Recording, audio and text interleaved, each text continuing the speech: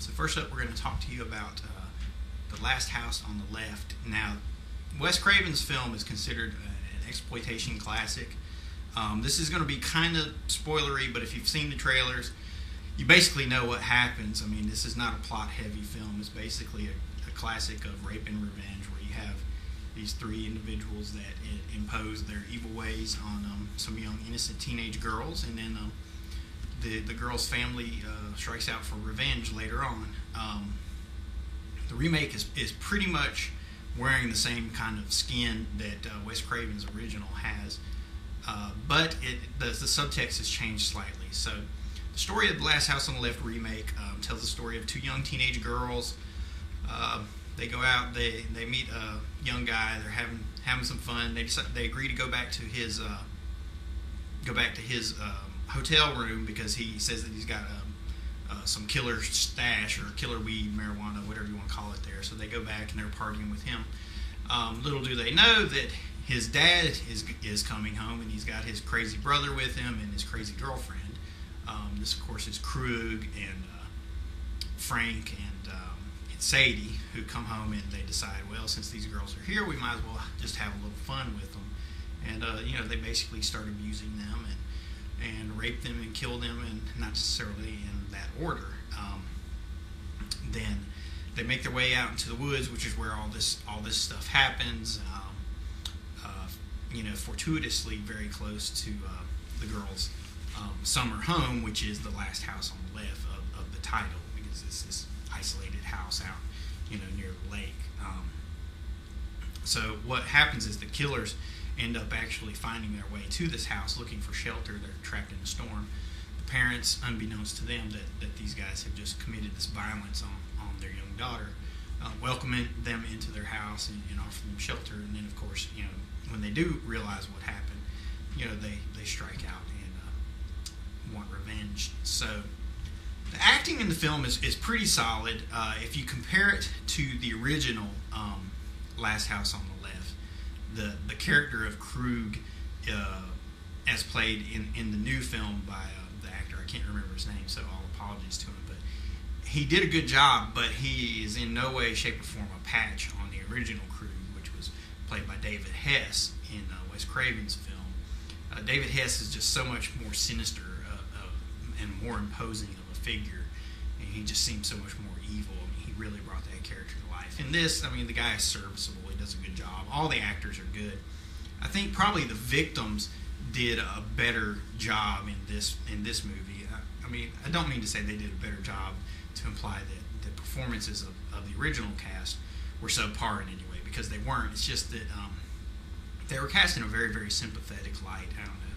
They actually looked like they were teenage girls. You would believe they were 16 or 17. So when all these horrible things happen to them, you really sympathize for them and you feel for them. In the original, in Wes Craven's version, the girls looked a little bit older, like they were definitely maybe 20-ish or so. So they didn't seem quite as young and innocent as these characters do. So the film works in that way. It works as a serviceable, kind of rape revenge kind of film. Though the rape is dealt with very lightly in the film. It's not lingered on or drawn out in any way. Whereas in the original, it's very, very brutal and very uncomfortable scene and series of sequences that go on with all these indignities that are heaped upon the young victims. So the acting is good in the film. Production value is very good.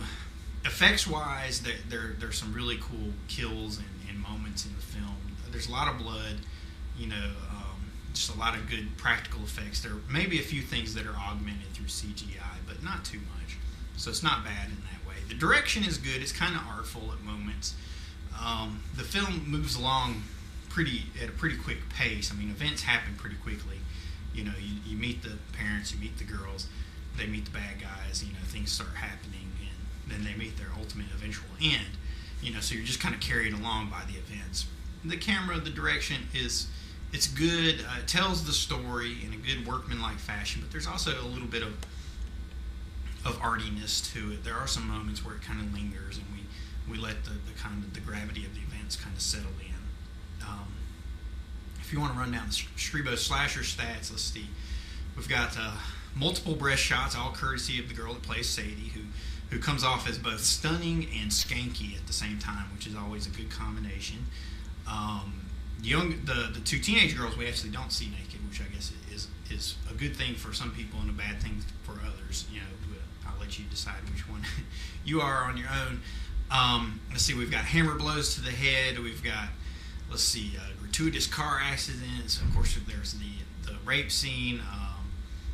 There's people getting stabbed, all kinds of stuff in it. So there's a good list of little violent moments that happen throughout the film. On the whole, the film works. It is good. It is kind of tense and brings you along, but it's not really scary. I mean, it's horrifying in its brutality, but the overall subtext of the film has changed from Wes Craven's original. If you want to directly compare it to Wes Craven's film, in his film he has this subtext. It's almost a Nietzschean subtext in that, with the old Nietzsche quote being that, be careful in chasing monsters lest you become a monster yourself. And that's kind of the original subtext of Wes Craven's film, was that the parents, in striking out for their revenge, they become so brutal that they lose touch with their own humanity. They become the monster of crude. They become these villainous characters that have no remorse and do these horrible things. And that's kind of the subtle, horrific subtext of the original film. Now in this remake, that is all kind of wiped away. You're meant to just sympathize with everybody. They want you to kind of cheer and root for the parents as they strike out for revenge and whatnot. And in that way, the film, it doesn't have any of the subtle power that Craven's original has. In terms of brutality, there's absolutely no comparison. I see hardcore fans of the original exploitation classic will probably not enjoy this version at all, because it is brutal, but it's nothing compared to the original. The things that the indignities and the trials that the girls have to go through are very short and few in comparison to the horrible things that happened to them in the original. Like, the one scene that always stands out in my mind that is a subtle horror moment is in Wes Craven's version, where Krug tells the girl to piss her pants. I mean, which is a moment, it's not graphic in brutality in that there's blood or some great effect or shattering skulls or anything like that, but it's a moment that's totally horrifying, where you have this villainous man imposing his will on this poor girl and making her urinate on herself, and in that way it's very horrifying. And there's never a subtle moment of horror like that in the remake. So, but it is a well-made film. It does work as a revenge film, but without all that annoying political subtext that cinephiles and horror fans might be looking for. So we do recommend it. On the Streebo Screamometer, we give fucking the Hulk just did a suicide dive. So on the Streebo Screamometer, we give The Last House on the Left remake 7 out of 10. 7 out of 10. Well acted, well directed, good revenge flick, but none of the subtle subtext of Wes Craven's original film. So definitely check it out if you want some horrific moments and some brutality and whatnot. But if you're looking for something that's going to horrify you a bit more when you go home at night, go watch Wes Craven's original instead. And yeah, that's what we say.